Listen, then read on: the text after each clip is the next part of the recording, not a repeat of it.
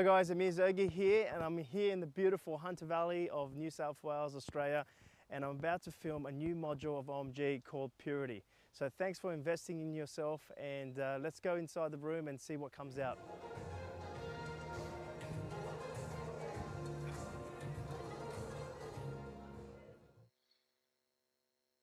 So I'm really looking forward to share this particular topic with you guys about purity.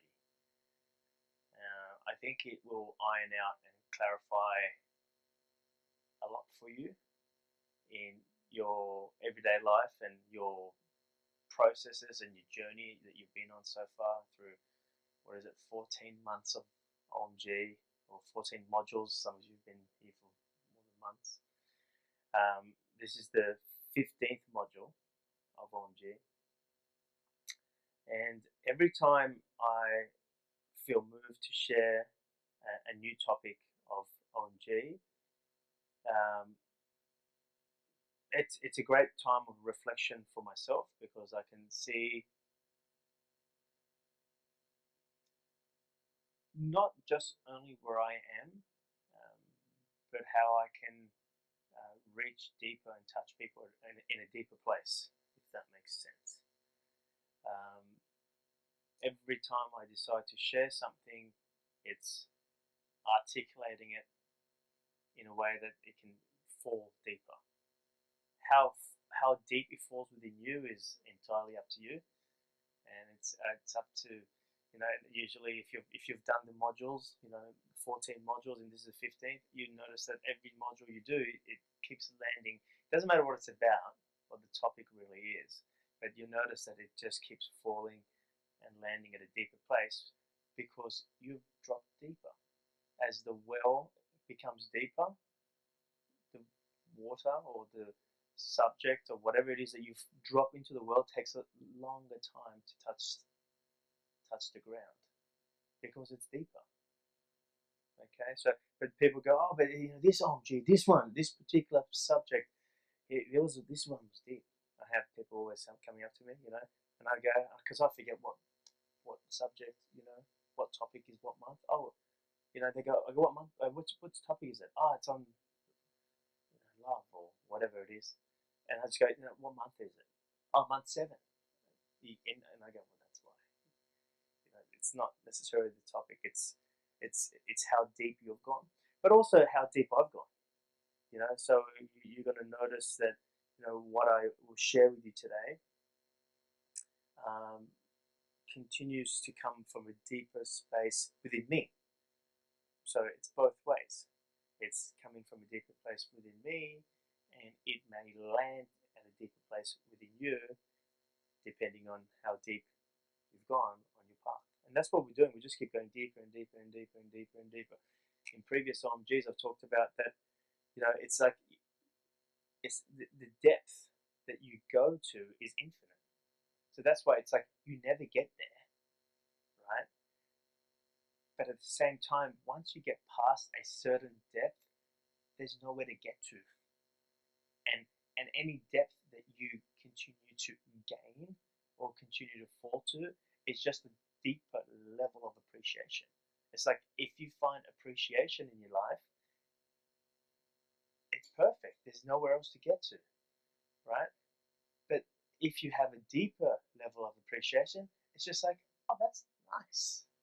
It's more, But when you're already appreciating, or when you already have gratitude for your life, there's nowhere to be.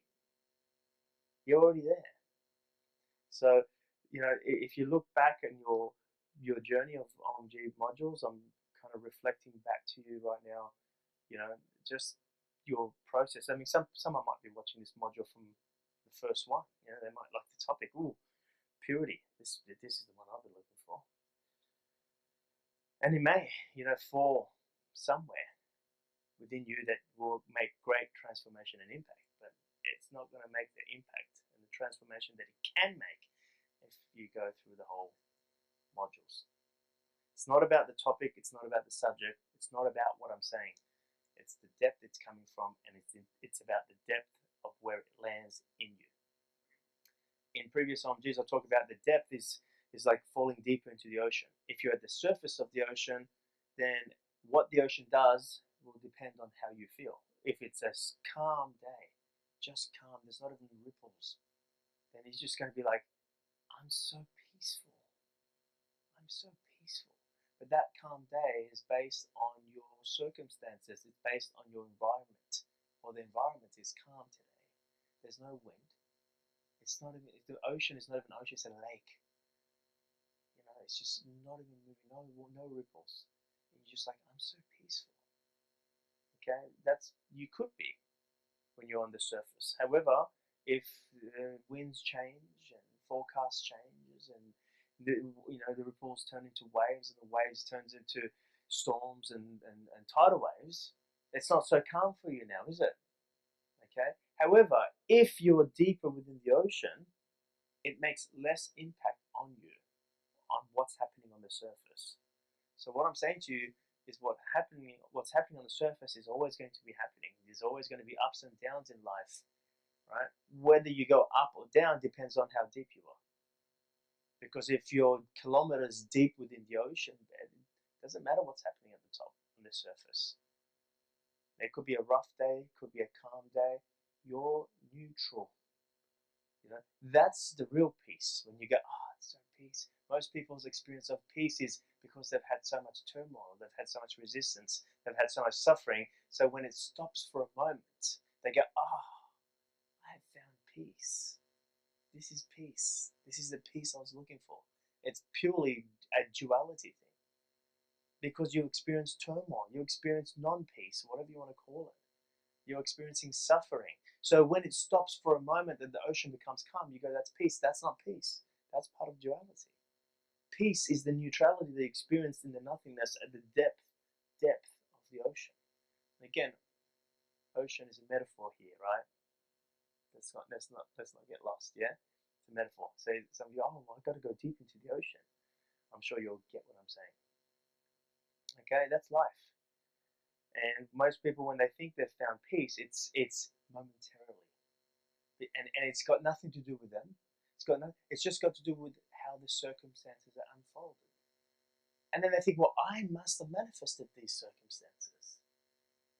You know, yes, you did, but it's just because it's part of dual world. It's balancing. It's part of the transition. You had no. It wasn't because of your intention. It's because it was part of your process, not your intention. I'm peaceful now. You know, it's like not having a relationship and all you're looking for your entire life is relationship, or not having finances and all you're looking for is some sense of security in your finances. And then you find it, and then you go, I feel peaceful now. I feel at home. It's just the ocean's calmed. Don't worry, it'll get rough again. It's temporary. And I'm sure you've all experienced that in your life, along this path in particular. As you're becoming more and more aware and conscious, you start to notice the ups and downs. So, purity is just a subject that I think brings home a lot of the things we've spoken about in previous modules.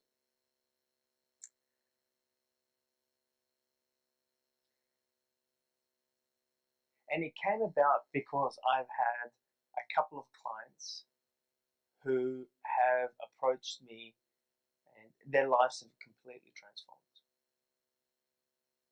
They've who they are and how they're experiencing their life, the way they process what's going on moment to moment, the level of presence, um, their level of appreciation, love, all that stuff. It's completely transformed.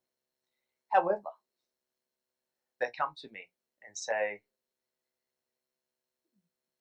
but I still yearn for this thing. You know, there's this part of my life that's still, my whole life's transformed, but there's this part of my life that's still like there's a big hole in it. And I don't understand why everything is falling into place, but in this one part of my life, and in this example, right, this person was talking to me about relationships.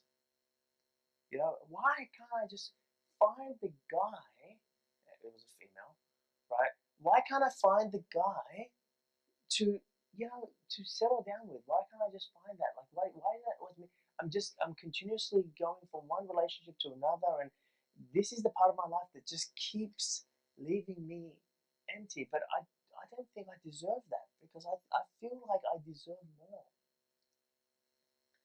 And this is where purity started to come into place, because what I found myself sharing with her was quite profound in my own realization. And the best way for me to answer someone's questions is I always reflect back in my life and how I process, whether it's a relationship or if I can relate that to somewhere in my life that I'm experiencing something along the lines of what she's describing. It might not be my relationship, but I could relate to it somewhere. And I go, well, what do I do? What's my process? What's my experience? And that's what I do. That's exactly what I do in my coaching. So I said to this person, tell me about your experiences of finding a guy. She goes, oh, well, there's just recently, there's this one guy, like, we, I bumped into him in a coffee shop. And it was just like so amazing. The way we met, the way we connected, it was fruitful, it was amazing. And then we went on a date. And right there, the first date, I could see that's not it. But why isn't it? Because the way it came to me, I mean, it just landed in my lap. It just, like everything else, was beautiful, it was blissful, it was graceful. Might have been the word. But why does that happen? It's like a tease, and then it turns into something else. I said, tell me how you met this guy. Oh, I told you, I just met him in the coffee shop. Yeah, well, how did you meet him? We just had instant connection, you know? And I know about instant connection. Like, I had instant connection with Sally. Like, the moment I met her, I saw her picture. And I was like, who's that? I know it. Like, there's something there. It's like, Like, and right there, I could see, like, and when I actually met her and we had our first meeting, because it wasn't the first meeting, it was a meeting, it wasn't a date, right? But the first time we actually caught up, right there, like, very soon after that, I started seeing images of me having babies and having a family with this woman. So I know about instant connection. So I said to her, well, tell me about this instant connection you had. Be honest. Tell me about it. Well, I just went into the coffee shop and I was in line waiting, and I looked over and we just locked eyes and it was on. Tell me about it. I want you to go back to that moment and tell me about it. All right? So I'll cut the story short for you. Long story short, what actually happened, right? When I got her to reflect truthfully and see all the details, because sometimes we shut out the details that we don't want to see, so we can just and because some of the details we don't want to see is the way we manipulate a circumstance or individual or person. So I can tell me about it. So what actually happened was she went to the line to order coffee. She looked over, saw this really, really cute guy, right? It was no instant connection. It was just total physical attraction. Like, oh, he's cute. She was trying to get his attention. There was no instant,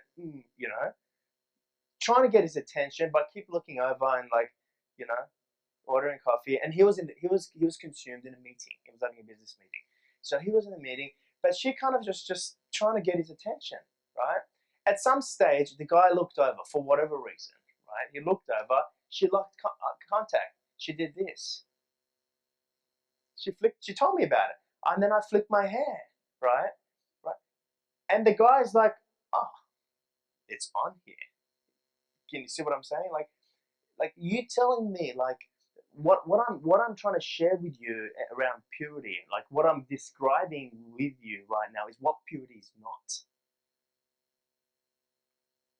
That's not purity, right?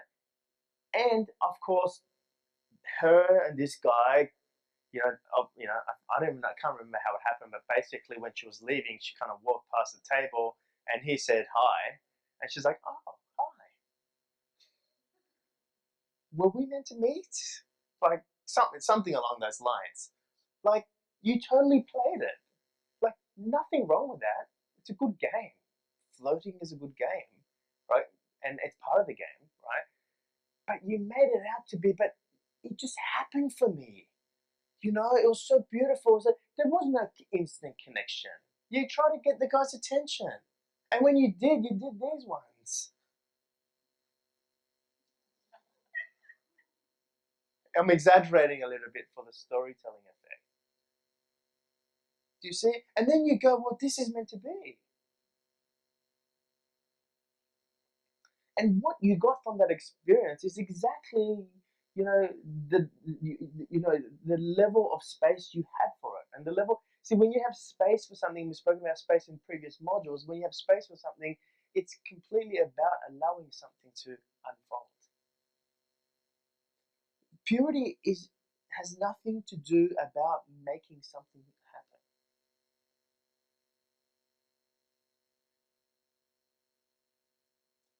But this, I want to articulate this. Because I had another client recently. I was having a one-on coaching session, and it was actually a group coaching session. And she said to me, Amir, you know, and she's working on her business, and she goes, I don't feel like I need to do anything.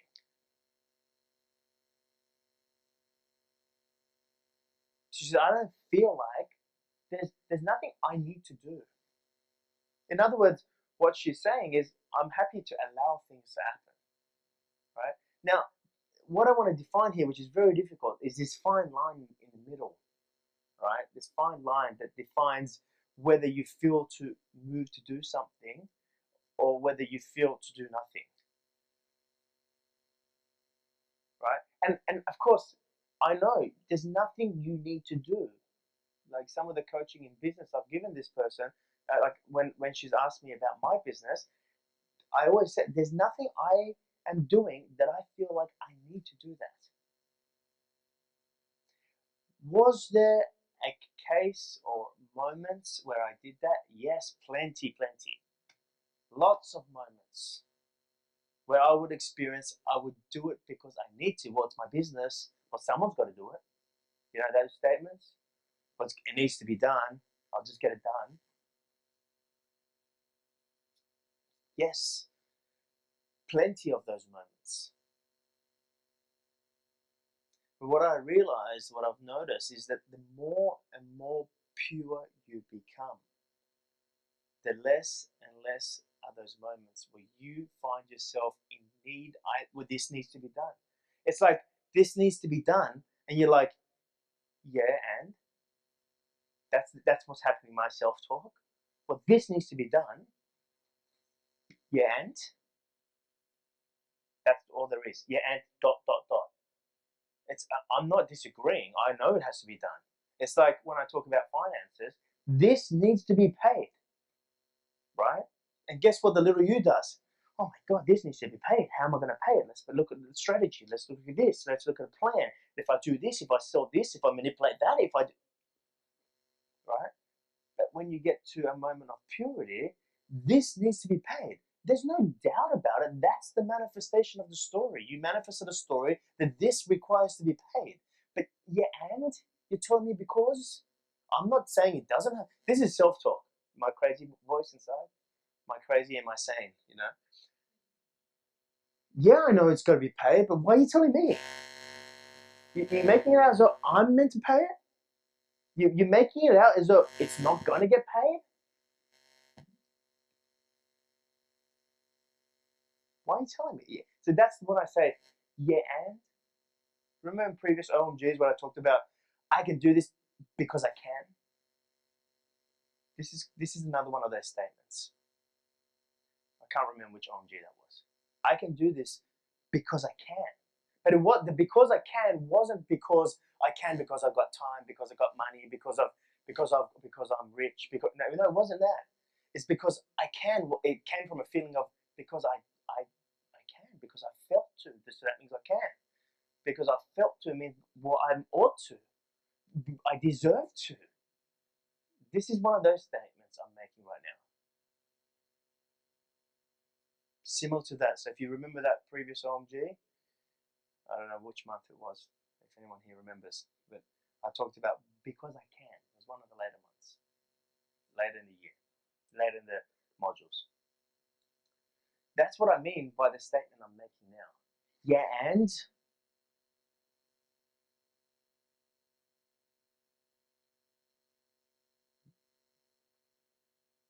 this needs to be paid. Yes, it does. And why are you telling me that? You think the part of me that manifested this to be paid doesn't manifest this, the experience of that being paid? And it gets paid in infinite ways. It's not just through money transfer. That's just part of the story. That's one way. So when people say, well, but don't you, like when I talk about finances, you know, I'm not going to be talking about finances today, but I'm just relating back to the previous months where I have. People go, but, you know, the biggest thing I say is, well, I just don't think about it. I acknowledge that this needs to be paid, but there's no thought about how that's going to be paid. You know, where's the money going to come from? You know, what's my strategy? It's just yeah, and when your answer is yeah and dot dot dot, it means I'm not even thinking about that, and I'm not trying not to think about it. What's your point that isn't paid? It's like you say, hey, the sun's gonna go down tonight. It's gonna go down. We're gonna be in darkness tonight, man. We're gonna be in darkness, and tomorrow morning, how is the sun gonna come up? Is the sun gonna come up tomorrow morning, man? It's like, and I'm like, yeah, and yes, the sun's gonna come up tomorrow. Am I disagreeing with it? No. Do I know it's gonna come up? Yes. I don't have to do anything about it. Why are you telling me that? What if the sun doesn't come up tomorrow? I don't have to. I am part of one energy that moves this earth and that turns this earth and allows the sun to shine its heat, its warmth onto the earth, onto the part of the earth that I'm experiencing. Yes, but that's not me that has to do that. I am part of the me that does that. My role is to experience the sun coming up and hitting my face in this part of the earth in this moment, not to make the sun go up or turn the earth. That's not my role. So it's like, yeah, and you're telling me the sun's got to come up tomorrow? Why are you is that crazy? If someone came up to you tonight and went, we're going to darkness, the sun's got to come up tomorrow. You're going to go, yes, it does, darling. It does. Yes, well, what have we got to do? Nothing. That's what it means. There's nothing you need to do, right? But you still need to show up. Show up in the morning and experience the sun. You still need to notice that the sun came up. You still need to feel its warmth. Most people don't. They take it for granted. It's day. Get up, go, coffee. The sun is out. You still need to show up. This is the easiest and most simplest way I can define with there's nothing you need to do, but you still need to show up. There's a reason the sun shines. There's a reason the sun comes up. Again, I'm using metaphor. Although these little things would be awesome for your level of presence if you notice these things in your everyday life. The sun's up. It's not to take it for granted, but it's to be, yeah, and that's, when something is pure, I started so far by talking to you about what is not pure. Now I'm describing to you what it feels when something is pure. It's, yeah, and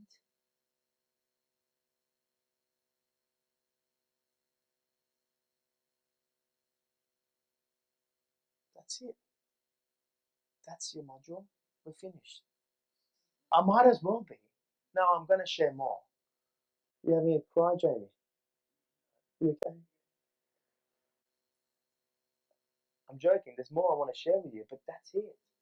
Yeah, and if you don't have yeah, and it's like if this person saw this guy, he's cute in the coffee shop. It's like, oh, he's cute. Yeah, and? Well, and watch this.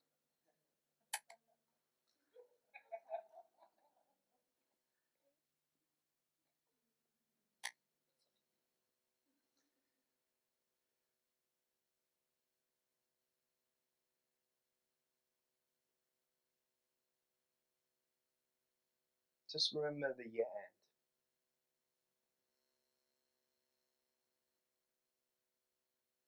You know, my mum used to say to me from a very young age, you've heard this in plenty of modules of OMG, just choose what you love.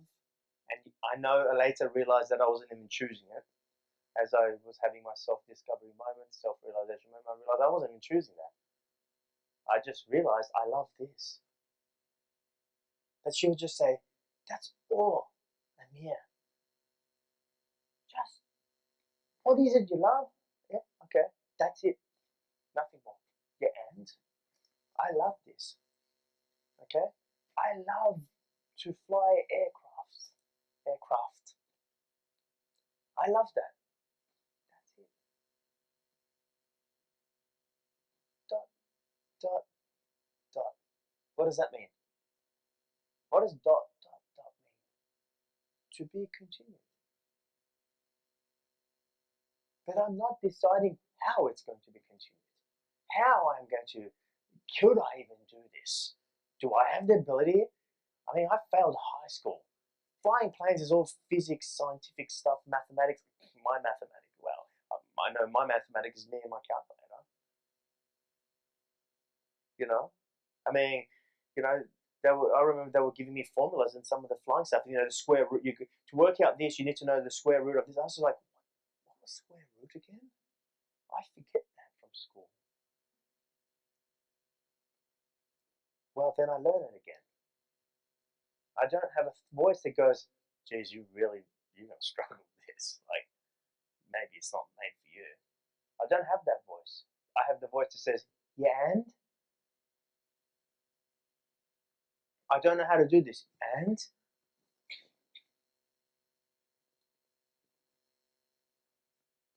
so my mum used to just say, just choose what you love. That's it. I never got that part. I didn't get the part that when she says, that's it. Shut up, she says. That's it. None of the kids got it. We're like, that's it. That's it. You know? What do you mean, that's it? We have to now go and accomplish that. She goes, she'll just swear at us. You're stupid.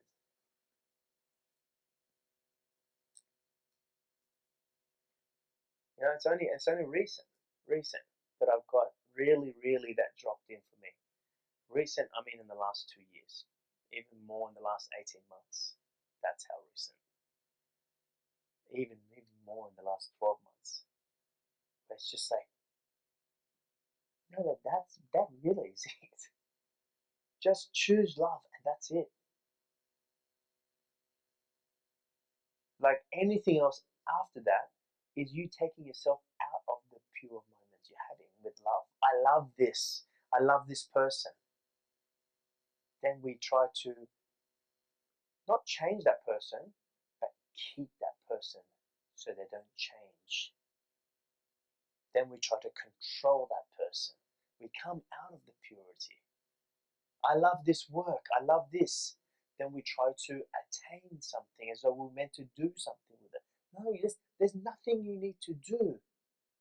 However, you need to keep showing up. But why would you have a problem showing up if it's what you love? Because you're no longer showing up, you've gone into the planning or the outcome or the result of how am I meant to get this? You've gone out of the pure moment. Isn't it funny that word pure moment? You're purely in the moment.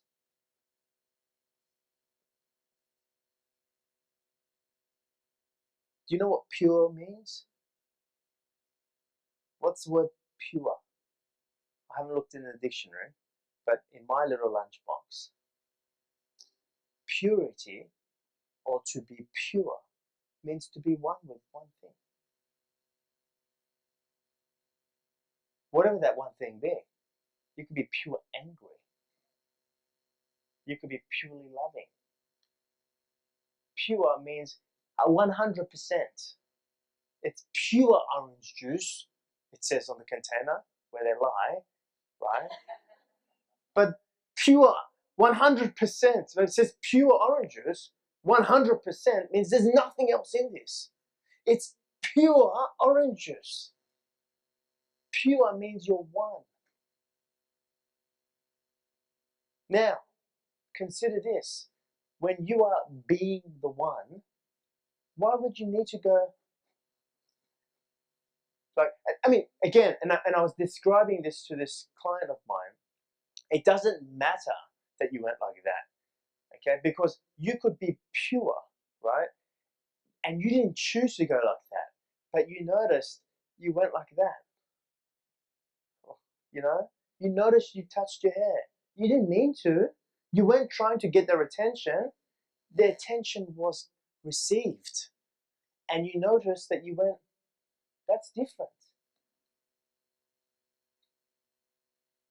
You're not trying to manifest or manipulate the circumstances. You notice that the circumstances are happening, and what's moving through you is maybe floating.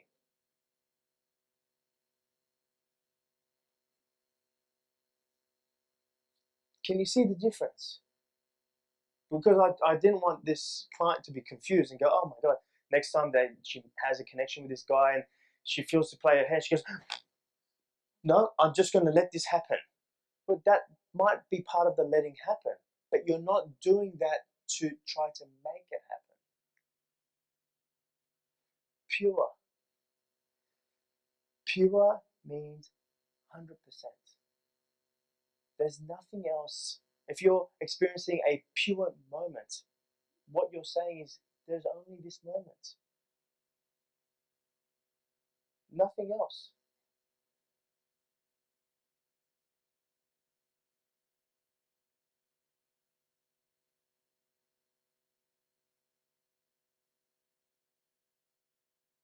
And it's funny, observing us as human beings, we do so much to protect purity, don't we? I mean, what's the most beautiful human experience that you can relate to that you noticed, oh wow, that's just pure?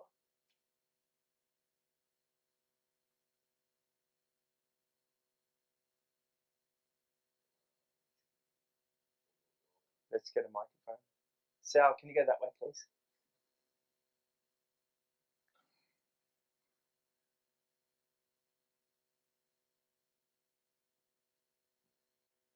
The love of your children or your dog. Yeah. I mean, children is a big one. When you look into a child, or I mean, a newborn child, I mean, they haven't started to manipulate too much yet, right? Because they learn, and it's interesting. I'm going to come back to that in a moment. A child learns to manipulate, right? And manipulate could mean scream for attention, scream for food, cry for food. Okay? Is it necessary? Yes, because they don't know how to communicate, right? So what I'm going to describe here is the child becomes streetwise. And I'm going to come back to finish this module about being pure as well as streetwise. Okay? It's like when my client says to me, there's nothing I need to do. 100% agree. But are you just saying that because you're afraid of doing something? Or are you just saying that because you're afraid of losing if you did something? Are you afraid of losing where you are? I don't know. I'm just asking the question.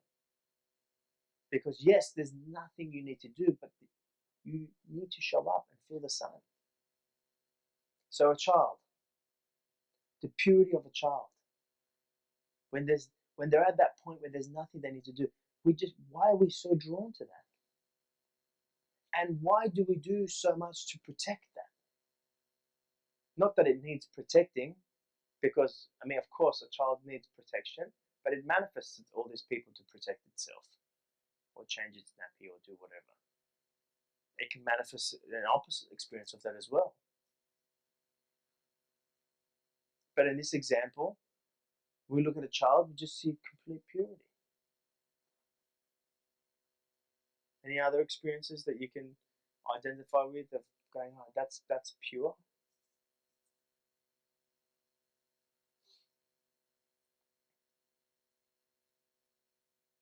It's a big one, the child, isn't it? Or even animals, like you mentioned, John. The other place I notice it is when you're dancing, when you're listening to music and you become part of it. That's another same place. Cool. Thanks. Yeah, I think probably some of my purest moments have been with nature. Just myself and down the beach. That's a brilliant one.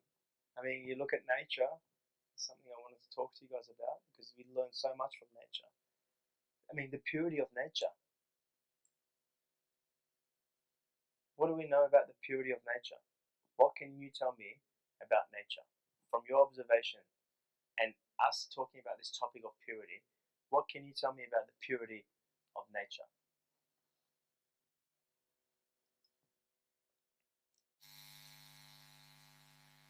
Well, in my pure moments of nature, I've noticed nothing's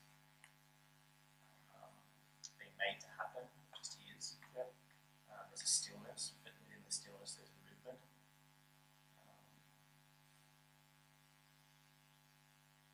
There's some depth of beingness. Cool. You guys remember last month? I'll come to you in a moment, pass the mic over.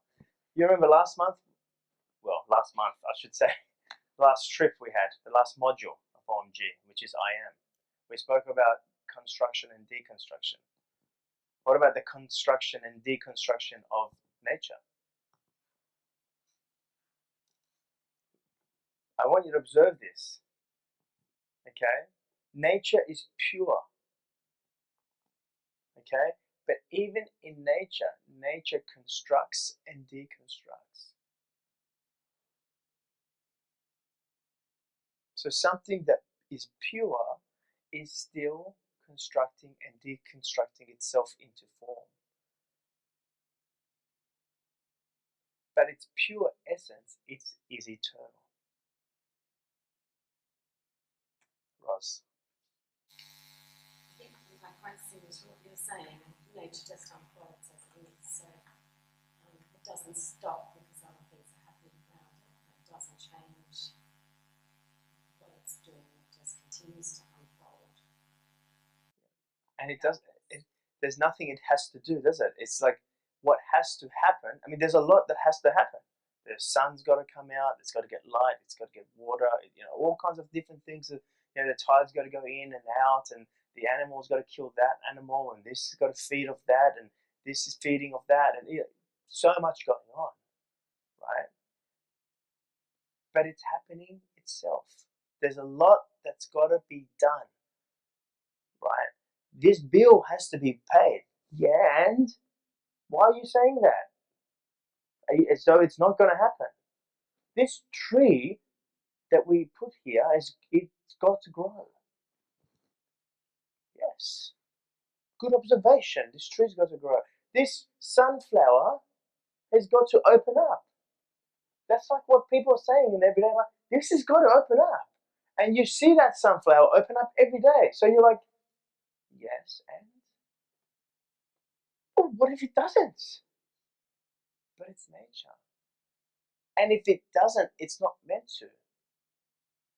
It's part of the construction and deconstruction.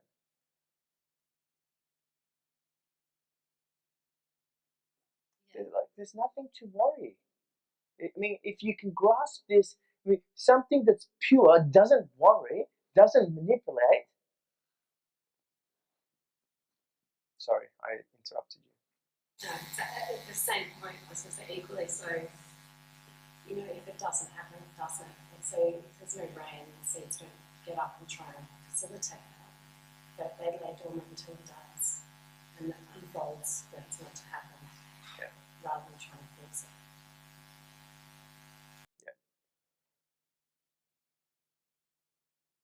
And you know what I'm talking to you about. This is exactly what I'm experiencing in my life, in business, in my relationship, in my family, in my health. I just become like a natural being, a being of nature. It's funny, we're born into this world as a child, and we're all pure, aren't we? We're pure. Leonard had a look then, like I wasn't. It was. We are all pure, but then as we grow and come of this world and become part of this world, we think we are individual, separate beings. There is something that we require to have to live in this world, and it's called streetwise. I will call it streetwise anyway, which I'm going to talk about a little bit later on. And it's funny because it's, you know, we really lose our purity right after puberty. I know. But by then, by puberty, yeah, you've definitely, the purity's gone. And it's about rejoining it. It's gone for a reason because you're there to become streetwise. And this streetwise, and I'll see what I've got to say about this after lunch.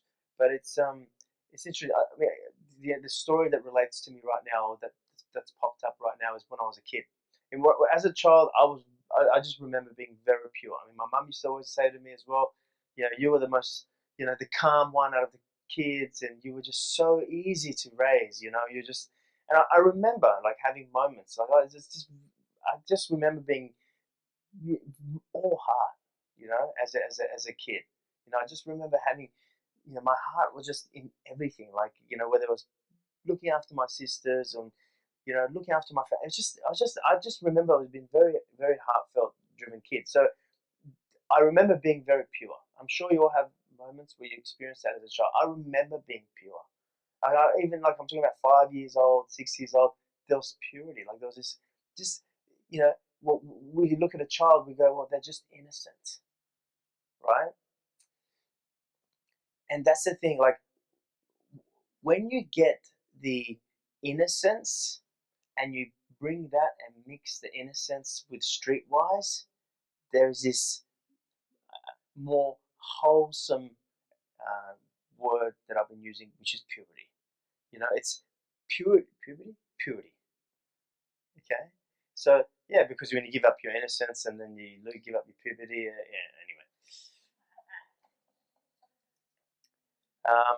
anyway, so I remember as a child, my mum would always get my older brother to look out for me. You know, whether it was even in my young teenage days, early teenage, 12, 13, you know, whenever I had to go do something, my mum wouldn't let me, you know, she was very overprotective because she was like, and I remember her saying these words to my older brother, he's too pure,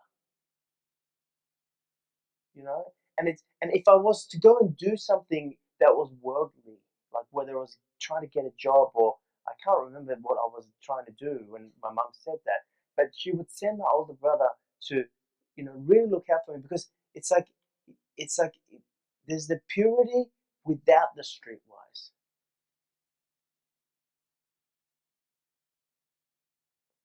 Can you see what I'm saying? So that's just that purity is who you are. That purity, that pure, as when I'm talking about when you're a child, that is your true essence. But you came to experience yourself in this worldly experience. And in this world, you've manifested things like love and war. You've experiencing duality. There's positive and negative. There's love and hate. Okay? So it's the streetwise that is required. You need to go and become streetwise, where you're not so like I remember as a child, I was always concerned about offending people. Oh, I don't want to offend them. Or when I remember moments when we would have these big barbecues at my family home, and they would go, late, big feast and everything, and it was like 11 o'clock, 10:30 at night. Everyone was going home, and I was thinking, oh, shh, everyone, our neighbors are sleeping. I was like 10. Okay, our neighbors. I didn't want to offend them. Your concern is when you're not streetwise. Your concern is too much about the opinion of others. It's I want to be a good person. You see, purity on its own is that I want to be a good person. But remember, nature constructs and deconstructs. In this world, through your worldly experience, it gives birth and it kills. Is the animal kingdom not part of nature? If the animal is not streetwise, it won't last.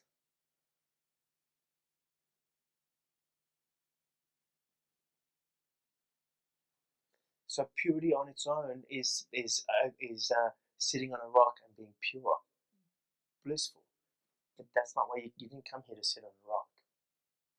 I don't think so anyway. You came here to play in this world, but the world constructs and deconstructs. The world is continuously giving birth to things and people and different experiences in animal kingdom and nature. It's continuously birthing and it is continuously dying. So I go back to my childhood and I remember that. And I was like, yeah, isn't that interesting? And I tell you what, growing up, and I'm just having this realization right now as I'm saying this to you. Growing up, I grew up with all these kind of things that I'm sharing with you right now. Not to this degree, but my mum would just say like, just do what you love.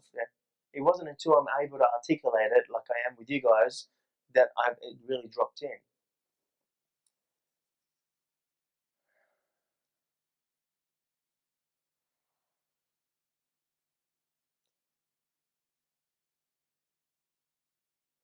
But I remember where along my path, I had no money, and finances was a big thing in the story for me, not just for me but for my family. It seemed. So I said, "That's it." I remember I was studying to be a pilot at that stage, at that age, 18 years old, 19 years old, and I was like, I didn't have enough money to fly, couldn't afford to do it. I said, "That's it. I'm not going to be a pilot anymore. I'm not, forget about all this spiritual stuff. I need to go out there and make money." And my mum used to say to me, "That's not what's going to get you there. That's not what's going to make you happy." And I said, "Well, it's going to make things easier because things are too damn hard. Can't do anything." So I went out there and to make money. This is what I'm realizing as I'm sharing with you. That's what made me streetwise. Another moment that I just realized in my life where I became streetwise was I was like this kid, smooth hairs, no grazes, I was like, good boy. Little good boy. Wasn't a little kids running around being all rowdy and little devils. I was just cute. I was this little cute kid, just call myself cute. That's funny. That's cute. But I'm just going back from my mother told me, but I do remember these moments as a child.